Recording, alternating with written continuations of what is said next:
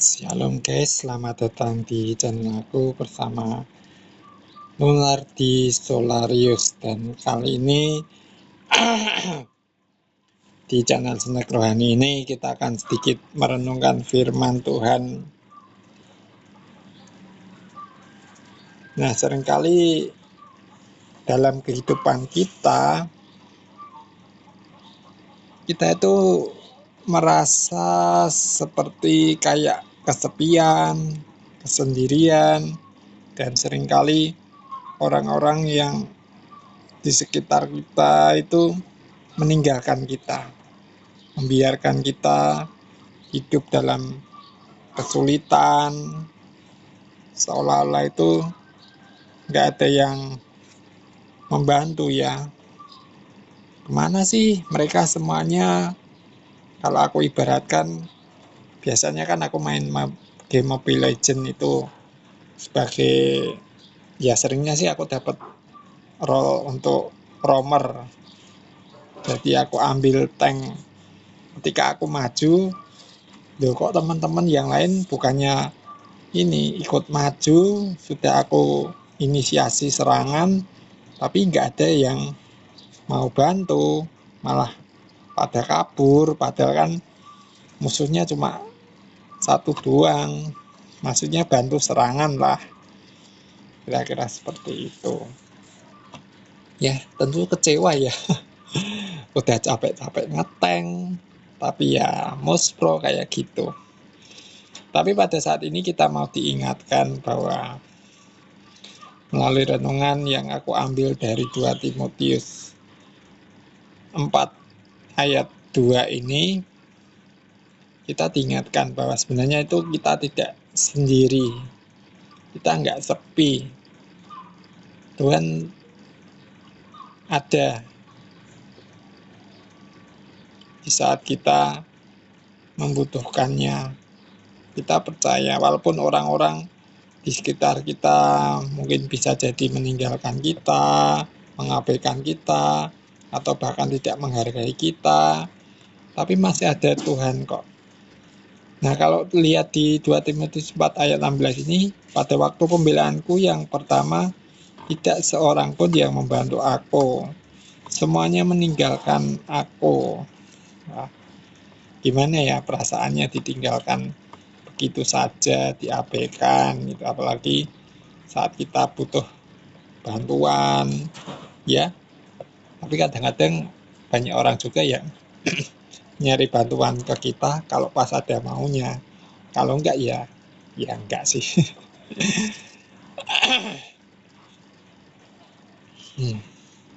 Pada saat sidang pembelaannya, yang pertama tidak ada seorang pun yang mendampinginya. Semua orang meninggalkannya. Aduh, sedih banget ya rasanya ditinggalkan orang-orang gitu.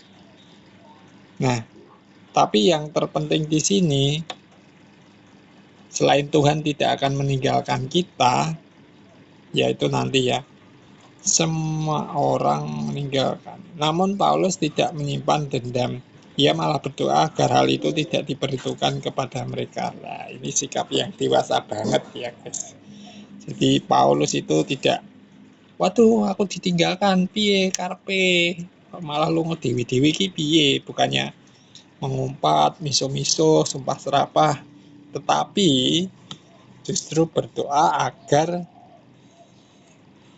hal itu tidak diperhitungkan kepada mereka di ayat 16 ini.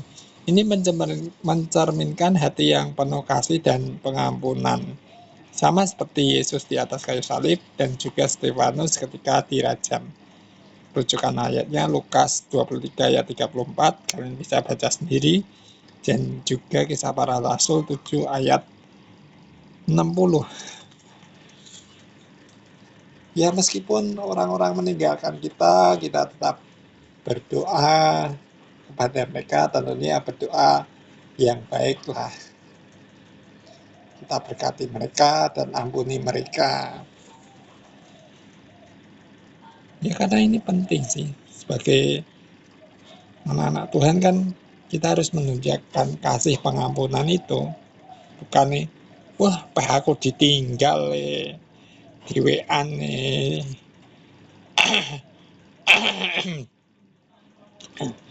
Apalagi kalau kita lihat konteksnya di sini sidang pertama Paulus, nggak ada yang memperhatikan. Sebenarnya kalau secara manusia sih hati Paulus ini ya kecewa, kok aku ditinggal kok kayak gitu. Tapi Paulus menunjukkan kedewasaan rohaninya. Paulus tidak menyimpan dendam, malah ia berdoa supaya mengampuni mereka. Ada pengampunan ini. Nah, ini sikap yang dewasa banget, guys. Terus bagaimana dengan kita yang dalam keadaan kesukaran, kesulitan, pokoknya wangel banget, dan orang-orang ninggalin kita gitu aja, kira-kira gimana? Kalau kita pas berada, banyak yang deket, soalnya kan ada maunya sih.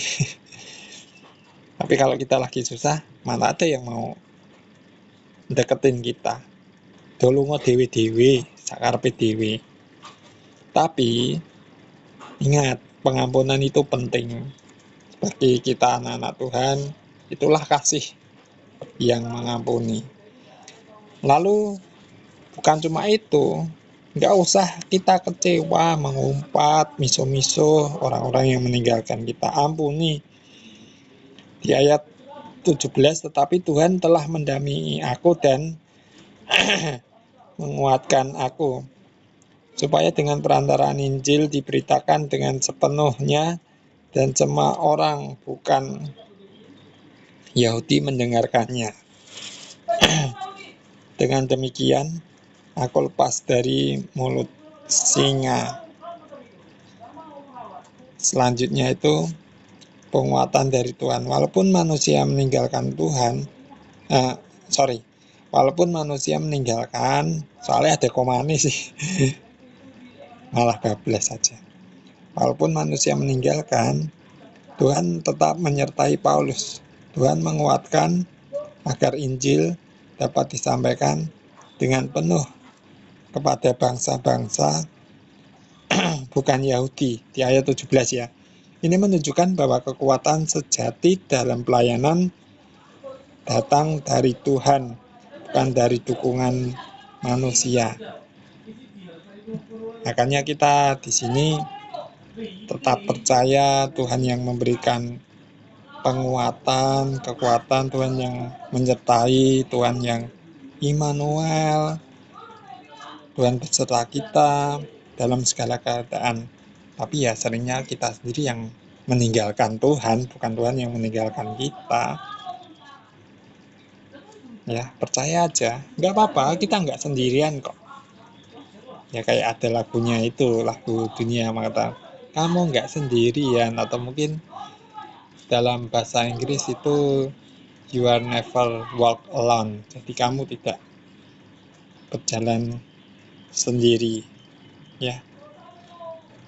Dan juga di situ ada pembebasan rohani. Paulus berkata, ia lepas dari mulut singa. Ini bisa dimaknai secara kiasan bahwa ia diluputkan dari kematian yang lebih cepat dan rencana jahat atau dari kekuatan iblis. Ya, memang seringkali dalam pelayanannya Paulus pun menghadapi hal-hal yang sukar dan diancam untuk dibunuh, tetapi justru itulah kuasa Tuhan yang ada nyata dalam kehidupan Paulus. Demikian juga dalam kehidupan kita. Kalau kita sungguh-sungguh mengikut Tuhan, Tuhan pasti akan meluputkan. Ya memang terjadi sih, tapi kita diluputkan dari segala malapetaka dan mara bahaya. Nah, itulah baiknya Tuhan itu. Makanya nggak usah minder ngerasa kita sendirian. Masih ada Tuhan kok. Percaya aja. Dalam keadaan sukar pun Tuhan selalu menyertai kita. Bahkan dalam Mazmur 23 itu mengatakan, sekalipun aku berjalan dalam lembah kelam, gadamu dan tongkatmu itulah yang menguatkan aku. Nah, inilah kekuatan yang Tuhan berikan kepada kita ketika kita mengalami kesulitan dan kesukaran. Lalu Paulus percaya bahwa Tuhan bukan hanya akan meluputkannya dari bahaya saat itu, tetapi juga menyelamatkan dirinya masuk ke dalam kerajaannya di surga, ayat 18. Bagi Paulus, sekalipun tubuhnya mungkin mati, jiwanya aman dalam tangan Yesus. Lalu Paulus menutup dengan seruan penyembahan. Baginya lah kemuliaan selama-lamanya. Amin. Ini menunjukkan fokus hidupnya yang tetap memuliakan Allah, bahkan di tengah penderitaan dan menjelang akhir hayat. Nah, jadi pesan kita dari renungan kita hari ini, jangan kecewa ketika manusia mengecewakan. Tuhan selalu setia kok. Nggak apa-apa, manusia memang mengecewakan, tapi Tuhan enggak. Atau justru malah kita sendiri yang mengecewakan Tuhan. Dalam kesepian, kekuatan sejati hanya ada pada Tuhan. Kita dipanggil untuk setia dalam memberitakan Injil, apapun tantangannya. Harapan kita bukan hanya pertolongan sementara, tapi keselamatan kekal dalam kerajaan Allah. Nah, inilah. Ya, sabar ya, Dik ya. Kalau lagi mengalami kesulitan, dan juga kita tetap terus bantu doa kok. Apalagi saudara-saudara kita yang mengalami kesulitan di luar sana, kita dukung dalam doa. Terutama kalau kita melihat berita belakangan ini, banyak sekali tindakan-tindakan intoleran di beberapa tempat. Tetap kita doakan supaya Tuhan atau penyertaan Tuhan selalu ada pada kita semuanya dan menguatkan kita semuanya. Justru itulah tantangan iman kita, supaya kita terus bertumbuh dan kuat di dalam Kristus. Ya gitu. Jadi ujian dan tantangan yang kita hadapi untuk iman kita bertumbuh di dalam Kristus. Ingat, Tuhan adalah pembela kita, Dia tidak akan meninggalkan kita. Dan tugas kita adalah mengampuni. Nanti Tuhan bilang kok, tenang aja. Yang penting kita mengampuni, mengasihi dan mengampuni. Dan juga kita tetap percaya penyertaan Tuhan yang memberi kekuatan kepada kita. Dan justru karena itulah berita Injil dapat diberitakan kepada orang-orang yang belum mengenal Kristus, mengenal Injil, atau belum menerima kabar baik itu ya guys. Jadi kan ini bisa jadi kesaksian gitu loh. Kita nggak usah gerudel, kita ditinggalkan orang, ini gini, wah semua orang udah meninggalkan aku sendirian, gimana ini hidup susah. Enggak, kita masih punya Tuhan kok. Jangan ngerasa seolah-olah itu dah kamu tuh sendirian. Enggak, ada Tuhan yang menguatkan, ya kan. Justru itulah penguatan, penyertaan Tuhan itu, atau kita balik, penyertaan Tuhan dan penguatan Tuhan itu bisa menjadi kesaksian yang hidup bagi orang-orang di sekeliling kita. Iya kan? Nah, inilah berita Injil diberitakan. Ya, berita Injil diberitakan. Ya, kabar Injil diberitakan melalui kesaksian hidup kita. Kita nggak usah berkuar-kuar khotbah ini gini gitu, tetapi melalui kehidupan kita lah yang menjadi kesaksian yang hidup untuk semua orang dan menjadi berkat. Serta, dan ingat, semua itu kemuliaan hanya bagi Tuhan. Terakhir, baginya lah kemuliaan selama-lamanya. Amin. Bagi Tuhan kemuliaan, kehormatan. Ya itulah.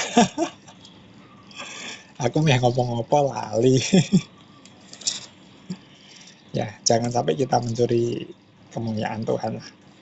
Semua itu Tuhan kerjakan untuk mendatangkan hormat kemuliaan bagi nama Tuhan. Ya, oke. Jangan ngerasa kita sendiri, jangan takut, jangan khawatir.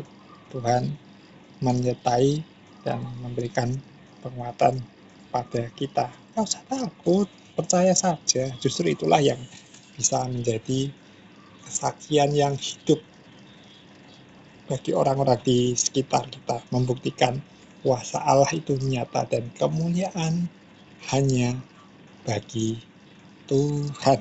Oke ya, kira-kira segitu dulu. Terima kasih udah nyimak video aku dari awal sampai akhir, renungan sederhana dan ya nggak terlalu singkat sih. Tapi ya biarlah renungan ini menguatkan kita, penyertaan Tuhan di dalam segala hal tentu ada. Kita nggak sendiri kok, kita masih ada Tuhan. Kalau kalian suka dengan video-video aku di channel ini, kalian boleh kok subscribe dan share untuk berbagi renungan yang menguatkan, mengingatkan, supaya kita bisa bertumbuh iman kita, pengenalan kita akan Kristus, dan juga orang-orang lain juga terberkati oleh renungan ini. Ya. Kalau kalian suka ya like, itu ada tombol like itu, ada tombol like, dipencet aja. Terus kalau kalian nggak suka, kan ada sebelahnya dislike. Ya dislike gitu dah cukup lah. Oke, terima kasih kepada Bapak Ibu Saudara donatur yang mendukung pelayanan channel ini sehingga channel ini terus berbagi berkat melalui video-video renungan yang sederhana apa adanya seperti ini. Ya, yang penting inti renungannya menguatkan kita semuanya. Kalau penyajian ya sederhana kayak gini sih. Tuhan memberkati donasi kalian, taburan kalian, dukungan kalian untuk channel ini, pelayanan channel ini. Dan terus dukung dalam doa untuk ini. Aku rencana mau bikin studio dan juga untuk podcast rohani ya guys. Terus dukung dalam doa dan juga untuk peralatan-peralatannya. Oke, dan video ini dibuat di kota Kediri dan aku belum balik ke Madiun. Nanti mungkin akhir Agustus aku akan balik ke Madiun. Dan terima kasih untuk dukungan kalian. Tuhan memberkati kita semuanya. Oh ya, terima kasih sudah 70 subscriber ya. Tinggal 100, habis 100, 1000, 10.000, 10.000, dan 100.000. Ya gitulah. Oke, Tuhan Yesus memberkati.